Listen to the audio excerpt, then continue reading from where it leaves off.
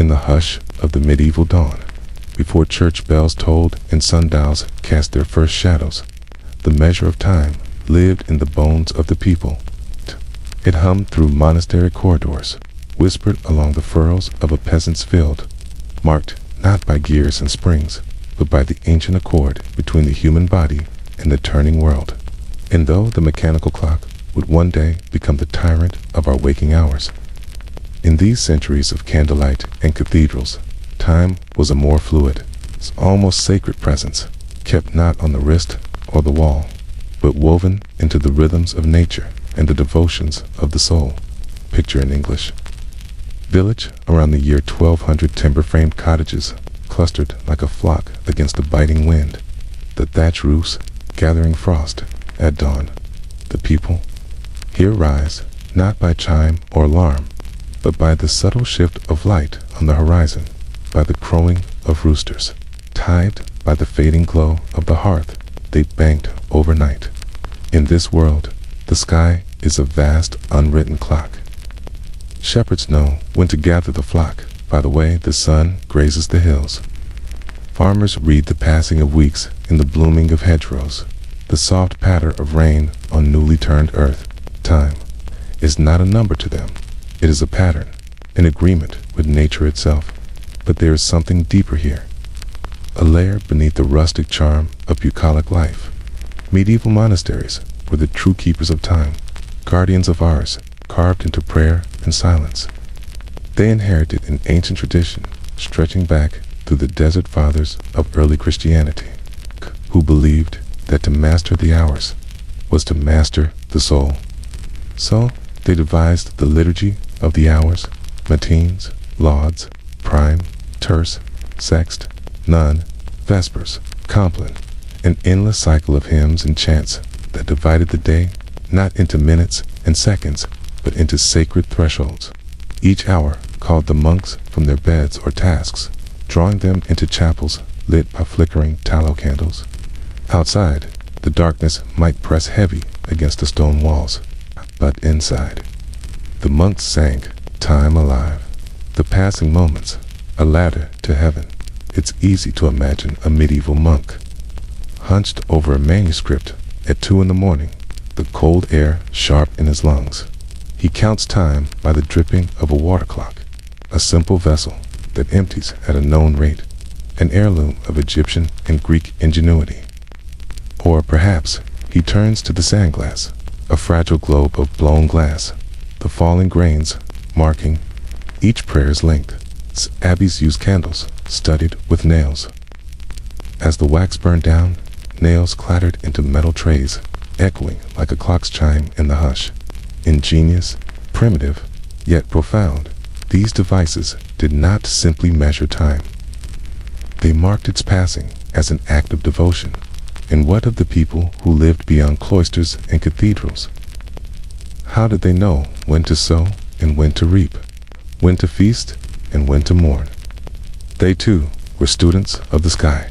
Across Europe, you'd find villagers consulting the mass dial, a crude sundial scratched onto the stone walls of their parish church. It's a single stick or nail cast, a shadow that told them when to gather for mass or the Angelus bell.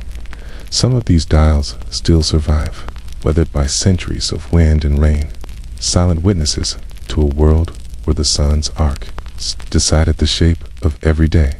Yet hidden in the folds of this medieval world are traces of older ways, knowledge that predates Christendom, carried through pagan rites and folk traditions. In the British Isles, megaliths like Stonehenge and the less famous but equally potent stone circles dotted the countryside. These ancient observatories aligned with solstices and equinoxes, telling the people when the longest night would come, when to light fires and make offerings for the return of the sun. Medieval villagers inherited fragments of this lore, planting and harvesting according to lunar phases, weaving moonlight and starlight into their understanding of time. Was this merely rustic superstition, or a fragment of something deeper, an echo of a civilization older than memory, whose relationship with the stars ran far beyond survival? A few scraps of evidence suggest so. In the 12th century, Chroniclers like Geoffrey of Monmouth spoke of druids and their hidden knowledge of the skies, keepers of calendars carved into standing stones and oak groves, and in the grim shadows of the witch hunts that would come. Centuries later, some accused cunning folk were found with strange instruments, rings marked with zodiacal symbols, rods and notched sticks that some believed could measure the flow of time and energy alike. These tools vanished from official history, condemned as heresy or folk nonsense. But the question remains, were they truly powerless relics, or hints at a lost science the church sought to bury? Meanwhile, in the great courts and halls of medieval Europe, kings and scholars longed for more precise control over time. By the late 13th century, mechanical clocks began to appear, towering marvels of iron and wood, driven by falling weights and escapements. The clock at Salisbury Cathedral, built around 1386, still ticks today, a relic of the age when time began its slow conquest over human life. But even as these new machines rose, they could not reach into the rural lanes and fields where peasants still trusted the turning stars and the whisper of the wind. For centuries, the old ways endured, half hidden, half alive. Consider the curious case of the nocturnal. An instrument sailors used to tell time at night by reading the positions of specific stars. Though rare, some scholars suggest that a version of this device was used on land, a secret tool passed among guilds or traveling monks to chart time when the sun had fled. Imagine the hush of a village, the frost crusting on a thatched roof, and a lone figure tilting a brass disc to the heavens, aligning bright Vega or Polaris to read the hour. A single flicker of starlight, a testament to humanity's stubborn hunger to know, to measure the unmeasurable. Yet, there is something deeply human in our restless desire to bind time in gears and glass. The medieval mind, for all its superstition and ritual, understood something we often forget, that time is not ours to tame. It is an ancient current, an invisible tide that we can only glimpse in the slow arc of the sun, the hush before dawn, the hush that still lives in forgotten chapels and ruins. In the silence of these lost places, you can almost hear it, the heartbeat of an age when time was not a tyrant, but a companion, a cycle, not a chain, a covenant, not a prison school. And perhaps, if we look closely enough, we might find in those mass dials and water clocks, in the ghost of the sandglass, a lesson. Our modern world has buried beneath the ticking hands of our watches. That time, once, was sacred. In the hush left behind by ancient bells and drifting candle smoke, we find ourselves wandering deeper into the labyrinth of medieval timekeeping, and perhaps into something older still. For if the monasteries were the custodians of official hours, then the forests, moors, and hills were the libraries of a different kind of clock, one written not in Latin, but in birdsong, bracken, and the shifting pulse of the land itself. Imagine a lone hermit living at the edge of the wild wood, far from the peal of cathedral bells. He has no mass dial carved into his mossy hut, no sandglass to trickle grains into his sleepless nights. Instead, he marks the hours by the call of the nightjar, by the drift of mist across the fen, by the pattern of frost on his door come morning. If you were to sit beside him as the embers crackle low, you'd hear stories of tide times, the sense that every day has its own breath, its ebb and flow that can't be forced by iron gears. These tidal hours were once common knowledge. Even in bustling medieval towns, market days, fairs, and harvest festivals hinged not on numbered hours, but on the natural turn of things. Bakers rose when the cock crowed. Merchants packed their stalls when the first light turned to Easter. Sky pale, the seasons themselves were clocks, a tangle of saints' days, pagan echoes, and the relentless cycle of planting and reaping. Time was not just told, it was lived. Yet, to call this world simple would be to underestimate it.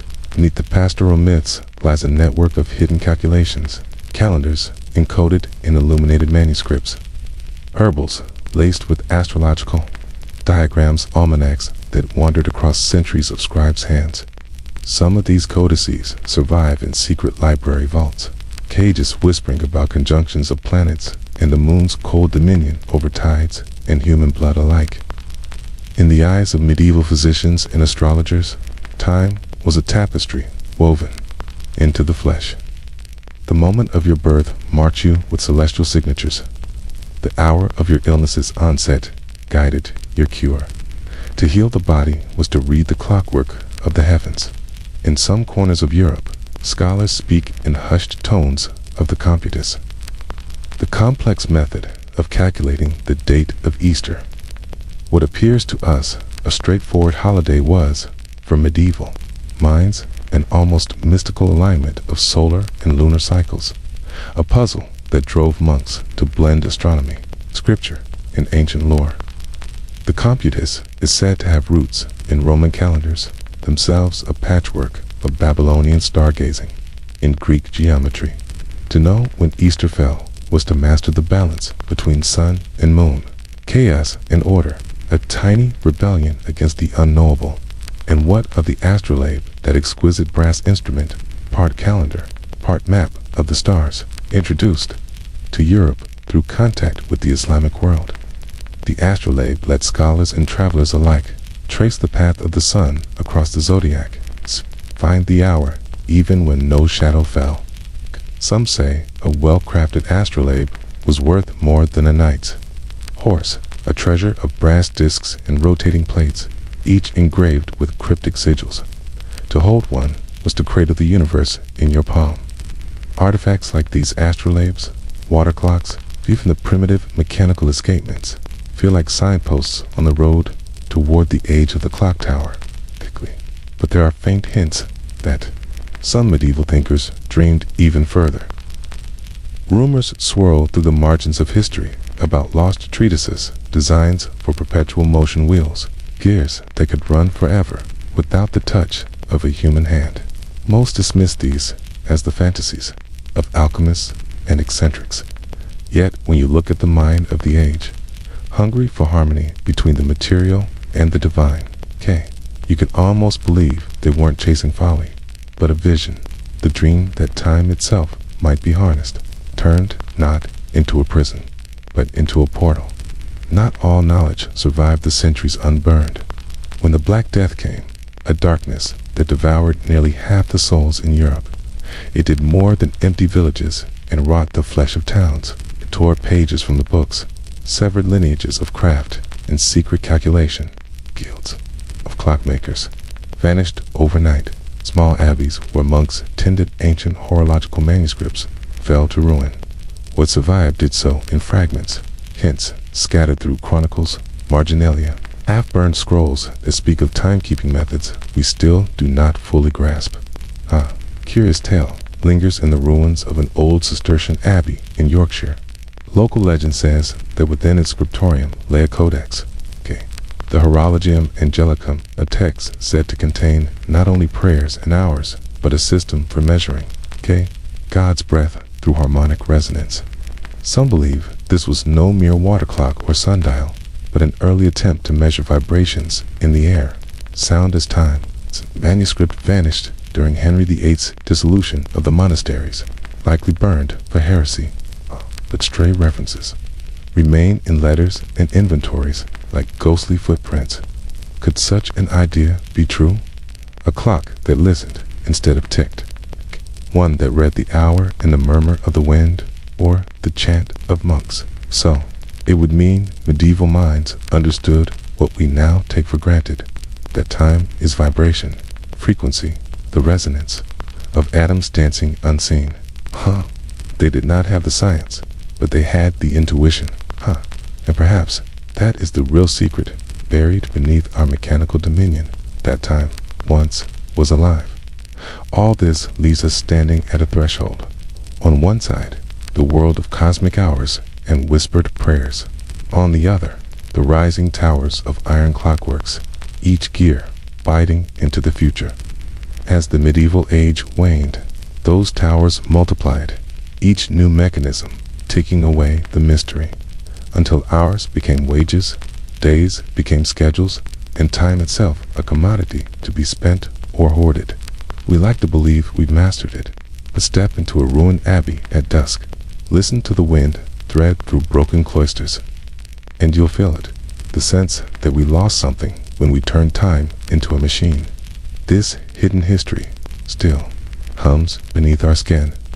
Every heartbeat, every breath, every sunrise reminds us that the oldest clocks are not made of brass and glass, but of blood, bone, and sky.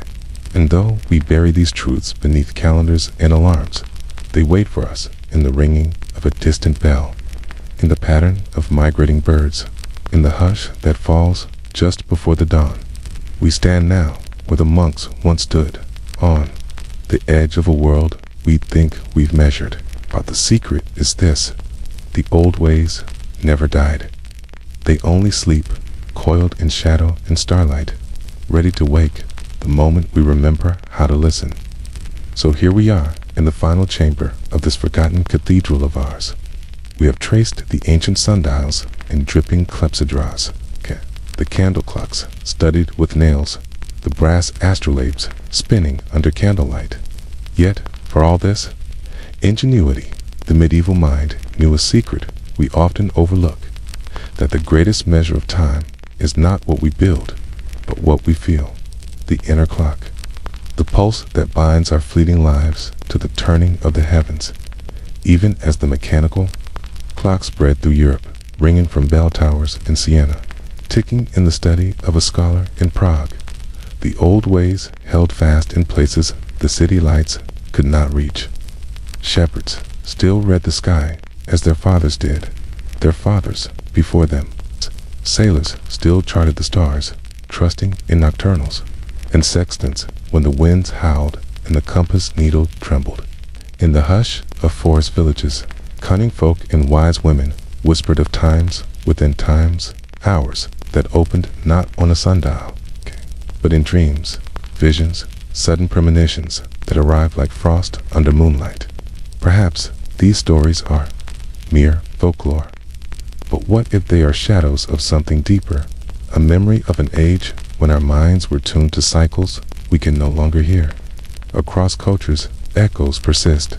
The ancient Egyptians believed that Thoth, god of wisdom, invented the calendar by listening to the beat of the cosmic heart. The Mayans carved intricate glyphs to record the long count, time stretched beyond lifetimes, mapped by the rise and fall of suns. The medieval world stood between these echoes and our modern certainty, a bridge of flickering candlelight. One fragile manuscript tucked away in the Vatican Library speaks of the eon's will, a circle within a circle, inscribed with angelic names and zodiac signs. Scholars dismiss it as esoteric nonsense, a monk's idle fancy. But if you stand before it long enough, you might feel a shiver, a sense that it is not just a diagram, but an invitation, an echo of a world where time was a spiral, not a line. When we talk of clocks, we think of control.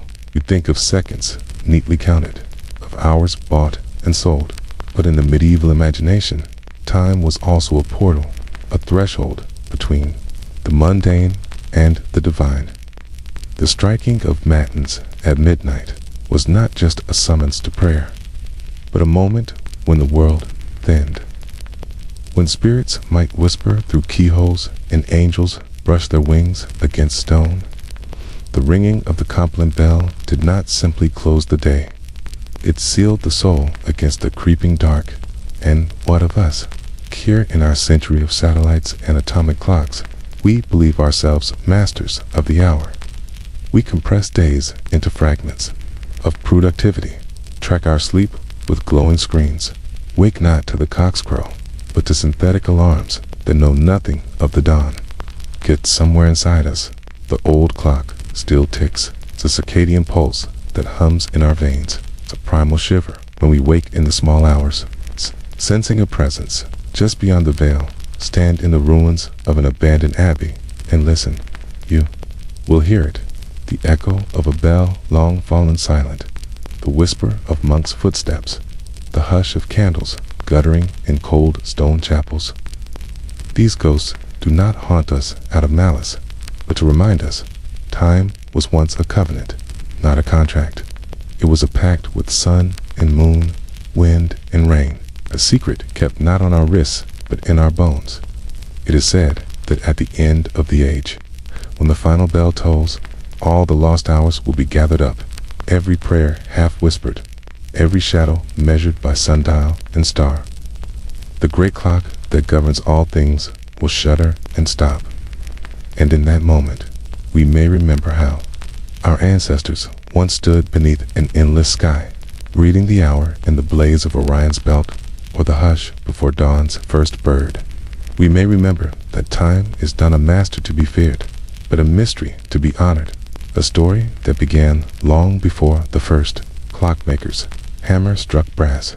So when you next glance at the ticking digits on your screen, pause, feel. Old clock hum beneath your skin.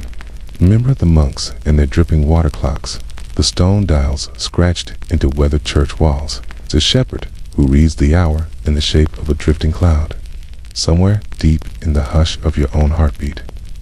That secret clock keeps perfect time, and perhaps, just perhaps, it's the greatest medieval discovery is not a lost manuscript or a buried tower gear, but the knowledge that time, true time, is not a prison we build, but a doorway we carry within us, waiting to be opened whenever we choose to listen. Asterisk, thanks for watching. If you enjoyed this video, don't forget to like, share, and subscribe for more stories like this. Your support means the world to me. See you in the next one.